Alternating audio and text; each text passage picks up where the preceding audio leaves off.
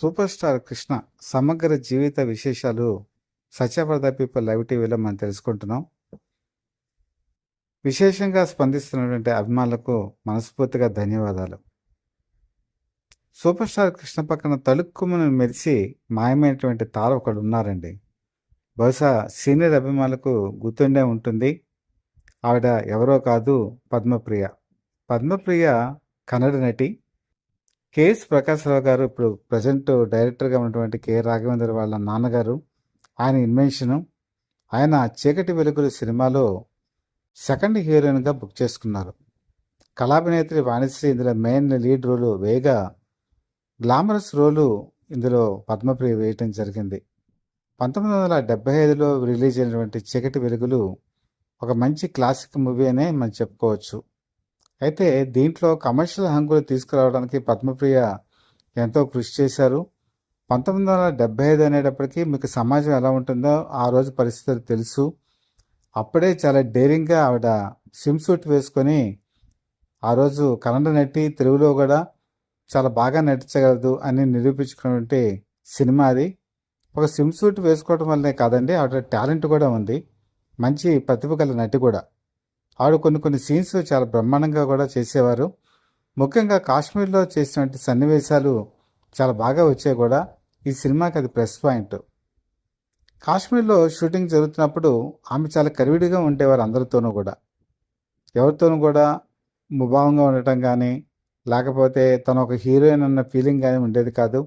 Even super star కృష్ణతో కూడా మనసు విప్పి మాట్లాడేవారు. చిన్నపిల్లలా ఉండేటువంటి ఆమె మనస్తత్వం అందరూ కూడా హర్షించేవాళ్ళు. ఈమె ఇంత కరివిడితనంగా ఉండి ఒక్కసారి తారాజుబులా జిమ్మని పైకి లేచినటువంటి సందర్భం. ఈ సినిమా షూటింగ్ ఉన్నప్పుడే చాలామంది నిర్మాతలు ఈ అమ్మాయి బాగుంది అని ఆమె ఫోటోగ్రాఫ్స్ చూసి చాలా తెలుగు సినిమాల్లో బుక్ చేయడం కూడా జరిగింది. కానీ కొన్ని అదృష్ట శక్తులు వెనకాల బలంగా పనిచేసాయి. కారణం ఏంటంటే, ఆ రోజుల్లో ఒక కన్నడ నటి వచ్చి ఇక్కడ కనుక పునాది వేసుకొని బాగా బలంగా కనుక ఉంటే కొన్ని తారలు మటుమామైపోతాయనే భయం వెంటాడటం వల్ల రాజకీయాల్లో కారణం తెలియదు. కానీ హఠాత్తుగా కొన్ని సినిమాల్లోంచి ఆమెను తీసివేయటం కూడా జరిగింది. ఇది ఆ రోజుల్లో అందరికీ కూడా తెలుసు. ఇక్కడ తెలుగులో ఉండేటువంటి రాజకీయాలకి బలైపోయినటువంటి ఆవిడ కన్నడలో మాత్రం 15 సినిమాలకి చేశారు. అలాగే సూపర్ స్టార్ కృష్ణతో మా ఇంటి దేవత అనేటువంటి సినిమా కూడా చేశారు. దీనికి సినీ హాస్య నటుడు పద్మనాభం డైరెక్షన్ చేశారు. హన్నాదు ఆర్థికంగా చితికిపోయి సినిమా నిర్మాణం పూర్తిగా చతికిలపడిపోయిన టైంలో సూపర్ స్టార్ కృష్ణ ఎంతో ఉదాత్త భావంతో ముందుకు వచ్చి పైసా రెమ్యునరేషన్ లేకుండా చేసిన సినిమా ఇది. దీనికి తోడు పద్మప్రియ కూడా అదే ఉదాత్త భావంతో ముందుకొచ్చి రెమ్యునరేషన్ లేకుండా ఈ సినిమా చేయడం గమనార్హం. ఈ సినిమాలో కూడా ఆవిడ మంచి టాలెంట్ ప్రదర్శిస్తారు. ఇందులో కూడా స్విమ్ సూట్ వేసుకొని తన అందాన్ని ప్రదర్శిస్తారు. ఈ సినిమా బాగా లేట్ అవ్వటం వల్ల అంతగా పెద్దగా సక్సెస్ కాకపోయినా కూడా ప్రేక్షకులకి ఒక విధంగా మ్యూజికల్ హిట్ అనుకోవచ్చు. మంచి పాటలు ఉంటాయి. అలాగే సినిమా కూడా మరీ అంత బ్యాడ్ కాదు. ఈ రెండు సినిమాలు ఒక విధంగా చెప్పాలంటే సూపర్ స్టార్ కృష్ణ పక్కన ఒక బలమైన ముద్ర వేసుకొని ఉన్న పద్మప్రియ చాలామంది అభిమానులు ఇప్పటికీ కూడా అనుకుంటూ ఉంటారు, వీళ్ళిద్దరూ కలిసి మరిన్ని సినిమాలు కనుక చేస్తుంటే బాగుండేది కదా.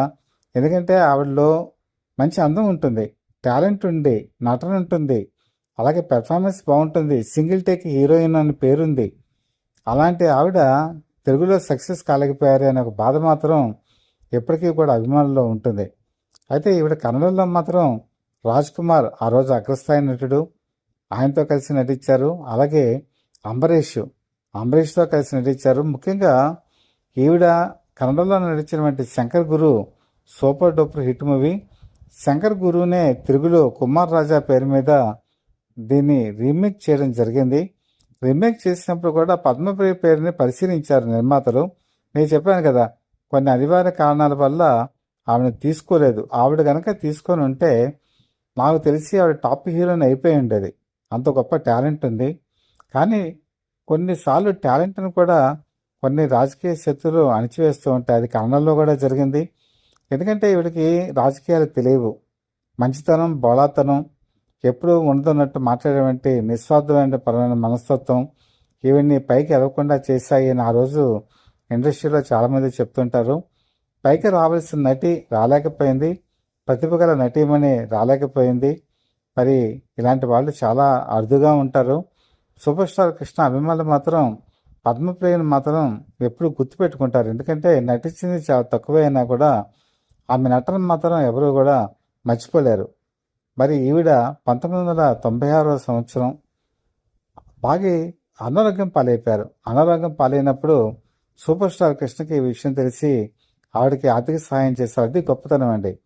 తనతో నటించినటువంటి ఆవిడ చాలా తక్కువ సినిమాలు చేసినా కూడా ఆవిడ ఆర్థికంగా ఆ సహాయం చేసి తన ఉదాత్త భావాన్ని తెలియజేసుకున్నారు.